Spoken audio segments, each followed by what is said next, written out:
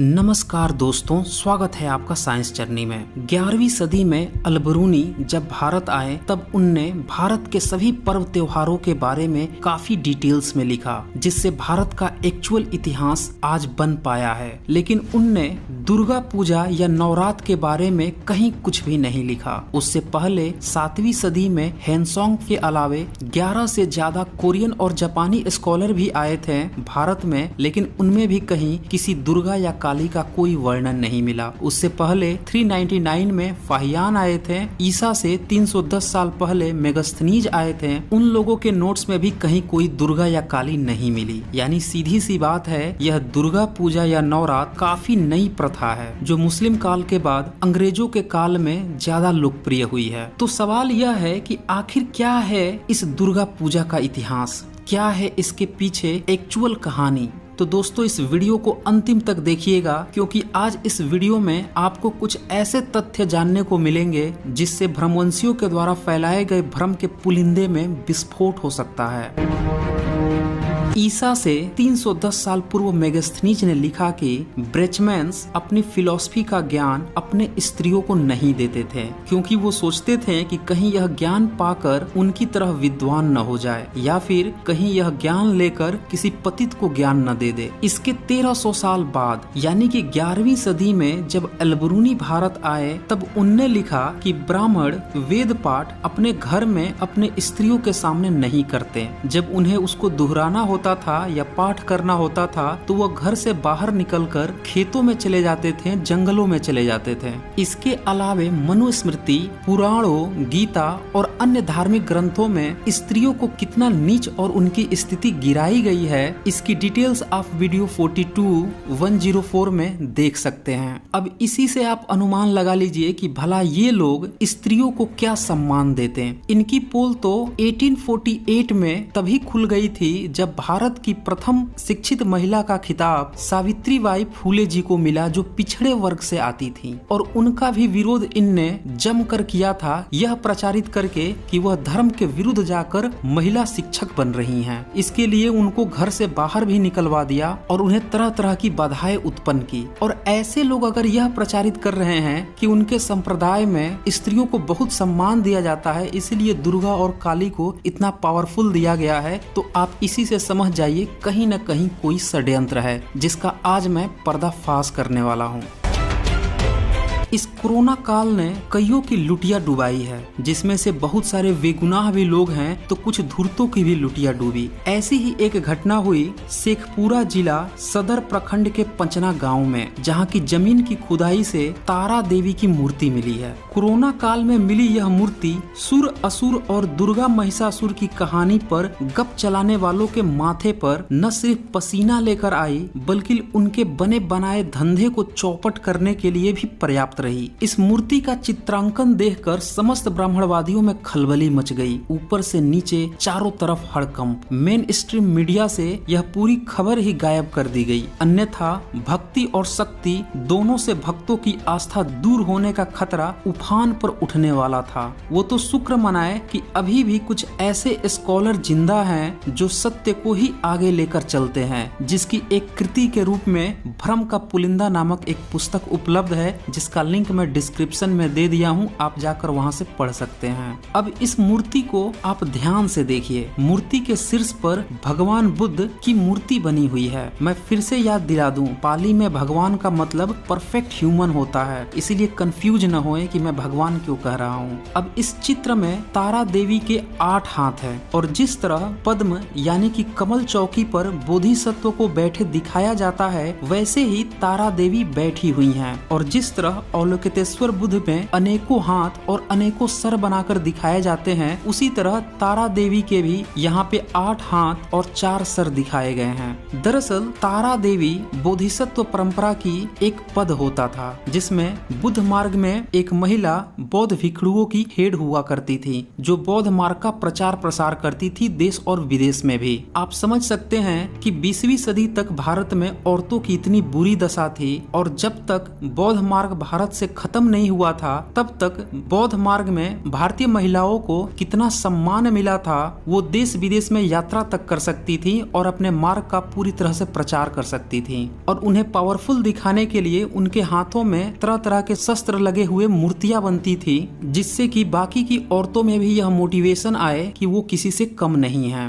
अब इस मूर्ति में 2 हाथ साधना की मुद्रा में है और बाकी के हाथों में कुछ न कुछ ये वस्तु पकड़े हुई है। पुरातत्ववेताओं ने इसकी गहन जांच की और यह निष्कर्ष निकाला कि यह मूर्ति पालकालीन यानी 8वीं से 11वीं सदी के बीच के काल की है और यह काले रंग की ग्रेनाइट पत्थर से बनी हुई है, जिस पर की लिखावट में धम्म लिपि तथा स्थानीय लिपि यानी कि बंगला लिपि का मिश्रित प्रभाव स्पष्ट रूप से देखा जा सकता है। इस सारे सबूतों के बाद इस मूर्ति के सर पर विराजमान भगवान बुद्ध की मूर्ति है, जो इसे पूरी तरह से तारा देवी साबित करती है। फिर भी इस मूर्ति को ब्रह्मवंशियों के वंशज दुर्गा प्रचारित करते रहे हैं। इस मूर्ति को देखकर आपको नहीं लगता कि पूरा का पूरा हिंदुइज्म ही बौद्धिज्म से ही निकल कर आया है? अगर आपको अब भी डाउट है तो वीडियो 74 देखें, जिसमें मैंने दिखाया है कि शैव परंपरा 8वीं सदी के बाद शुरू हुई और वह बुद्ध मार्ग को ही कब्जा कर आगे बढ़ी। फिर वीडियो 76 में मैंने दिखाया है कैसे वैष्णव संप्रदाय उत्पन्न हुआ और उसने इसी बौद्ध मार्ग को कब्जा कर अपने वैष्णव परंपरा को आगे बढ़ाया। और आज की वीडियो में आप देख रहे हैं कि कैसे शाक्त परंपरा बौद्ध मार्ग को ही कब्जा कर आगे बढ़ रही है। दरअसल बौद्ध मार्ग इतना ज्यादा विराट था कि यह पूरी दुनिया में तो फैला ही फैला, साथ में भारत में भी इसकी कई सारी शाखाएं बनती गई, जिसमें से एक शाखा थी वज्रयान। यही वज्रयान 7वीं 8वीं सदी के बाद छिटकनी शुरू हुई और इसी से निकले हुए मार्ग पहले शैव बना, फिर वैष्णव बना और फिर शाक्त आए। ऐसा नहीं है कि तारा देवी की यह पहली मूर्ति मिली है, ऐसे कई मूर्तियां मिली हैं जो इनके तमाम काल्पनिक माताओं को तारा देवी साबित करती हैं। लेकिन दुर्भाग्य यह है कि इन सभी तारा देवी की मूर्तियों पर आज के ब्रह्मवंशियों का कब्जा है। आम जनता अभी भी इससे बेखबर है, क्योंकि उन्हें न तो यह इतिहास में पढ़ाया जा रहा है और न ही इसे मीडिया में तवज्जो दी गई। उल्टे यह प्रचारित किया गया कि बैचलर ऑफ आर्ट्स की पढ़ाई यानी कि BA की पढ़ाई और घास की चराई बराबर है, यानी कि भारतीय इतिहास से मुख मोड़ लो, उससे कोई फायदा नहीं है, वो बेकार है। और यही कारण है कि आम भारतीय इतिहास से दूर भागते हैं और जब वो अपना इतिहास नहीं जानते हैं तो फिर इन ब्राह्मणवादियों की गप्पेबाजी को ही इतिहास समझ लेते हैं। सोचिए ये कितना बड़ा षड्यंत्र है। अब अगर आपको ये डाउट है कि हो सकता है कि ये मूर्ति अलग हो, तो मैं आपको कई और मूर्ति भी दिखाने वाला हूँ जो उत्खनन से प्राप्त हुआ है और इन्हीं मूर्तियों को पुरातत्व द्वारा भी बताया जा रहा है कि दुर्गा और काली की सबसे प्राचीनतम मूर्तियां यही है। इसमें से एक मूर्ति ये है। ये मूर्ति भी तारा देवी की ही मूर्ति है और एक साधारण पुरुष के साथ ये युद्ध करते हुए इन्हें दिखाया गया है। ये अपने हाथ में एक त्रिशूल से वार कर रही हैं। तारा के इस मूर्ति का एक पैर कुत्तेनुमा बने हुए जानवर पर है तो दूसरा पैर सर कटे हुए जानवर पर है।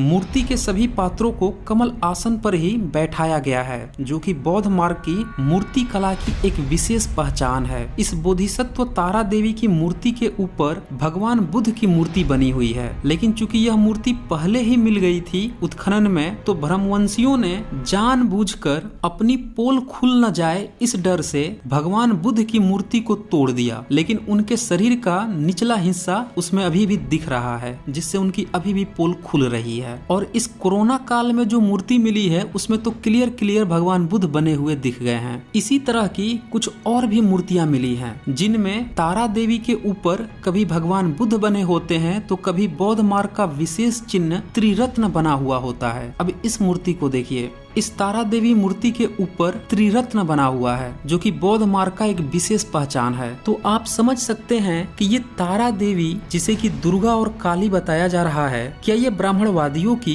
दुर्गा और काली है या फिर ये बोधिसत्व तारा देवी हैं बुद्ध मार्ग की? यह सच्चाई सभी पुरातत्ववेता जानते हैं, लेकिन आम जनता से यह छुपाया जाता है। क्यों छुपाया जा रहा है? क्योंकि आम जनता को भ्रम में ही रखना ब्रह्मवंशियों का एकमात्र उद्देश्य उद्देश्य रह गया है। अब अगर आप इस वीडियो को देख रहे हैं तो आप लोग समझ जाइए कि आप सच्चाई के साथ जाना चाहते हैं या इसी तरह से ब्राह्मणवादियों के गुलाम बनकर जिंदगी भर इनके जीविकोपार्जन के रोजगार सिस्टम का एक प्यादा बनकर बेवकूफ बने रहना चाहते हैं। सच जानने का अधिकार आपको भी है, और अगर आप सच जान चुके हैं तो सभी भारतवासियों को इस सच से अवगत कराना भी आपका दायित्व है। अब आइए मैं आपको कुछ और भी प्रमाण लगे हाथ दिखा देता हूँ, जिससे आप पूरी तरह से समझ जाएंगे कि सिर्फ तारा देवी को ही दुर्गा और काली नहीं बनाया गया, बल्कि सीधे सीधे भगवान बुद्ध की मूर्तियों को भी कब्जा कर दुर्गा और काली बना दिया गया है।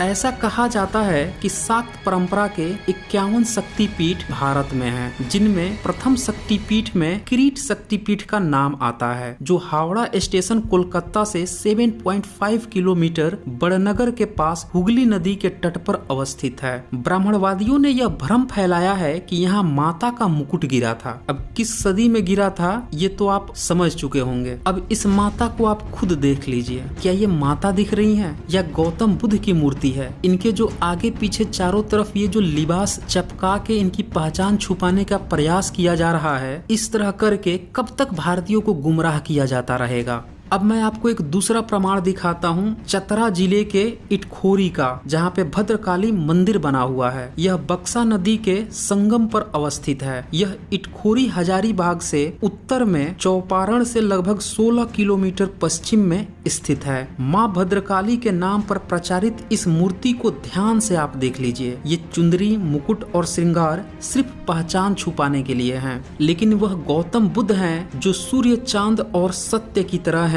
जो छुपाए भी नहीं छुप रहे हैं। आखिर कब तक हम लोग मूर्ख बनाए जाते रहेंगे, और कब तक इस तरह बुद्ध को चुनरी, लहंगा, सिंदूर चढ़ाकर उन्हें माता बताकर कुछ लोग अपना जीविकोपार्जन कर मानवता को शर्मसार करते रहेंगे। अब एक तीसरा प्रूफ देख लीजिए। बिहार के कैमूर पहाड़ी पर स्थित मुंडेश्वरी देवी मंदिर। मनुवादियों की संतान हमेशा यह प्रचारित करती रही है कि यह गुप्त काल का मंदिर है। उसकी बाहरी संरचना को भी गुप्त काल जैसा मिलता जुलता बताया गया है। तो सवाल यह है, यह गुप्त काल का है तो यह मंदिर था या फिर बौद्ध विहार? आपने बहुत सारे यूट्यूबर्स को देखा होगा जो यह खूब चिल्ला चिल्ला के प्रचारित कर रहे होंगे कि गुप्त काल का मंदिर मिला है, कर्निघम ने लिख दिया है तो उस अंग्रेज ने लिखा है। लेकिन सवाल यह है कि जब आप उसके भीतर जाएं तो उसकी मूर्तियों को देखें कि वह मूर्ति बुद्ध की है या किसी देवी देवता की है। अब इसी मूर्ति को देख लीजिए, क्या ये आपको मुंडेश्वरी देवी दिख रही हैं या स्वयं गौतम बुद्ध दिख रहे हैं? इस मंदिर के ऊपर जब आप सीढ़ी से होते हुए जाएंगे तो उन सीढ़ियों पर तमिल संगम काल के कुछ सिक्के भी मिले हैं, यानी दक्षिण का संघ काल, जो व्रज यानी व्यवस्था का काल था,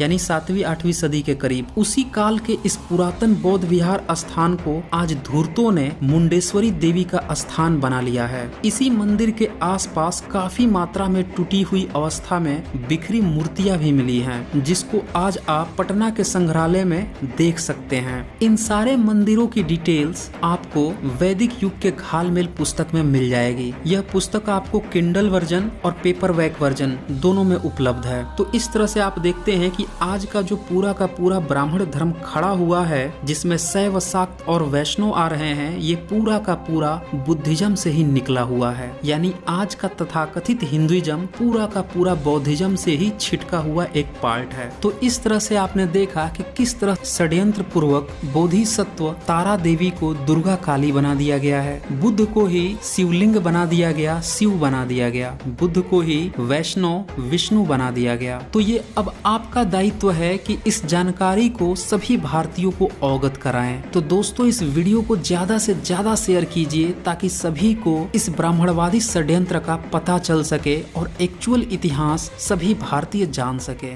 तो आज बस इतना ही। धन्यवाद।